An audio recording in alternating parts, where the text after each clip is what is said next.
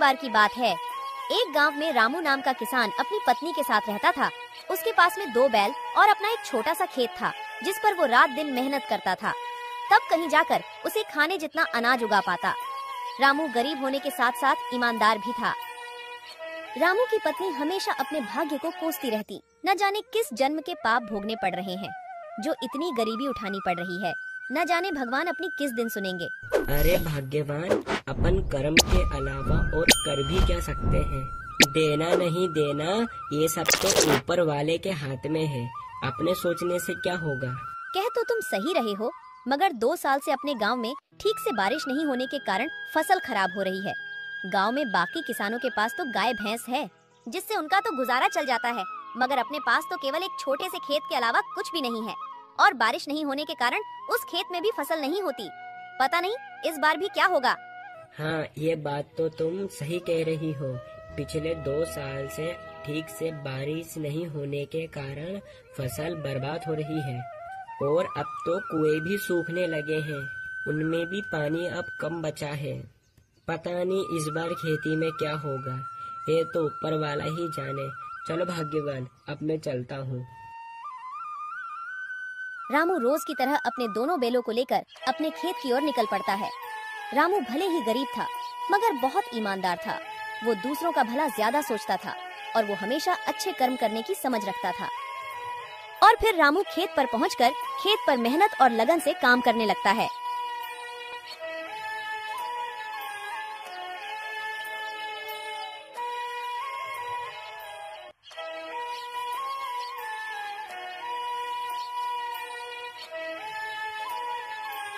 फिर थोड़ी देर बाद, अरे इतनी धूप में काम करने के बाद अब मुझे भूख लग रही है, और अब तो मेरे ये दोनों बैल भी थक गए हैं। एक काम करता हूँ, मैंने अपने आधे खेत की तो जुताई कर ली है, और आधे खेत की जुताई अब मैं कल कर लूँगा। मेरे ये बेचारे बैल भी थक गए हैं। चलो चलो, अब अपन घर चलते हैं। रामू खुद से ज्यादा अपने बैलों का ख्याल रखता था। वह अपने बैलों से ज्यादा काम नहीं करवाता और रामू अपने घर पहुंच जाता। अरे ओ भाग्यवान, भाग्यवान, भाग्यवान, आज धूप में काम करते करते मुझे बहुत तेज भूख लग रही है। जाओ जाओ, तुम घर में जो कुछ भी है वो फटाफट से लेकर आओ। जब तक मैं अपने दोनों बैलों को चारा डालकर आता हूँ, जब तक तुम खाना परसो। इतने ही बीच में उन्हें एक आवाज सुनाई देती है। ये किसकी आवाज है? वह दोनों बाहर निकलकर देखते हैं तो एक साधु महाराज उनके घर के बाहर भिक्षा मांगने के लिए खड़े होते हैं।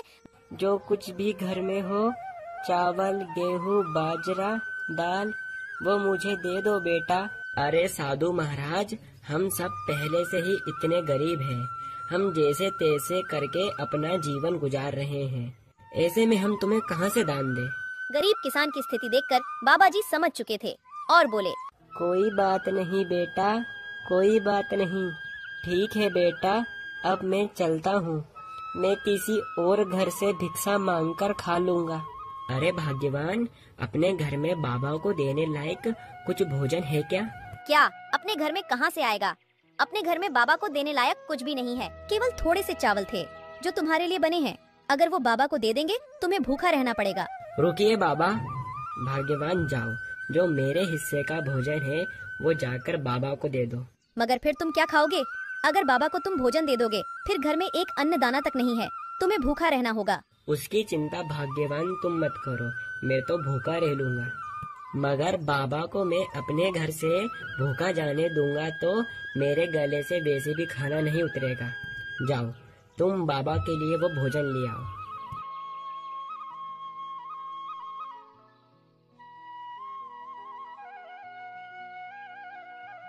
रामू की पत्नी रामू की बात के अनुसार रामू के हिस्से का खाना बाबा को दे देती है।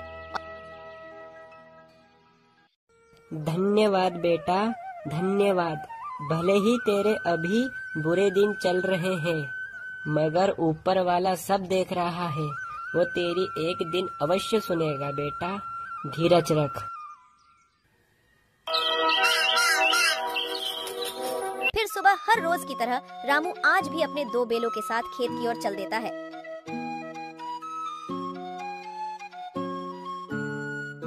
अपने खेत की जुताई कर ही रहा था तो फिर इतने में एक अमीर व्यक्ति रामू के खेत के किनारे से गुजर रहा था और रामू के पास आकर कहता है, अरे भाई, यहाँ आसपास कहीं पानी है क्या? भाई साहब, यहाँ से कुछ ही दूर पर एक हेडपंप है, जाकर आप वहाँ से पानी ले लो। अरे भाई, तुम बड़े मेहनती दिख रहे हो, तुम इतनी मेहनत क्यों करते हो? मैं अपने और अपनी पत्नी के लिए भोजन और कपड़े कमाने के लिए इतनी मेहनत करता हूँ। अरे, तुम इतनी मेहनत करने के बावजूद अभी तक गरीब की गरीब हो। तुम तो अच्छे काम करते हो, तो भी तुम गरीब हो। मुझे तो नहीं लगता है कि कर्मों का फल मिलता है। नहीं नहीं भाई साहब, मुझे पूरा विश्वास है। भगवान के घर पर देर है मगर अंधेर नहीं। जो अच्छे कर्म करेगा उसे अच्छे कर्म का फल अवश्य मिलेगा। देर से मिलेगा मगर मिलेगा जरूर। शायद मुझे अभी नहीं मिला मगर एक दिन अवश्य मिलेगा। रामू की बात सुनकर अमीर व्यक्ति हंसता और वहाँ से चलता बना। रामू ने अपनी मेहनत जारी रखी मगर खेत को जोतते जोतते अचानक से रामू का पैर हल के नीचे आ जाता है, जिस कारण रामू का पैर कट जाता है। रामू दर्द के मारे झूम उठा।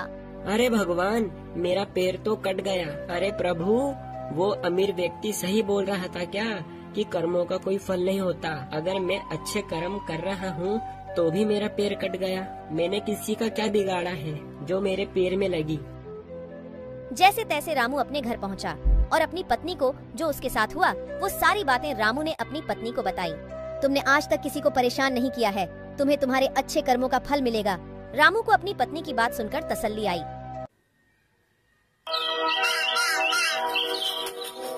फिर अगले दिन रामू जख्मी होने के बाद भी अपने दोनों बैलों को खेत की ओर ले जाता है।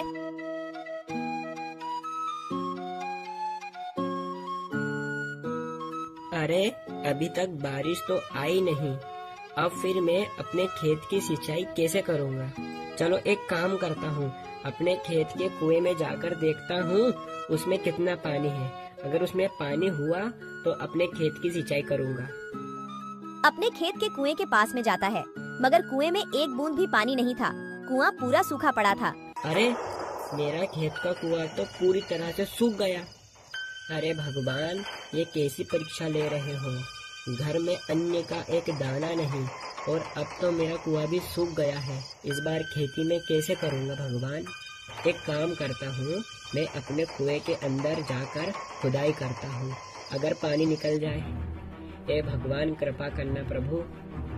इतना कहकर रामू कुएं के अंदर उतरकर खुदाई शुरू करता है।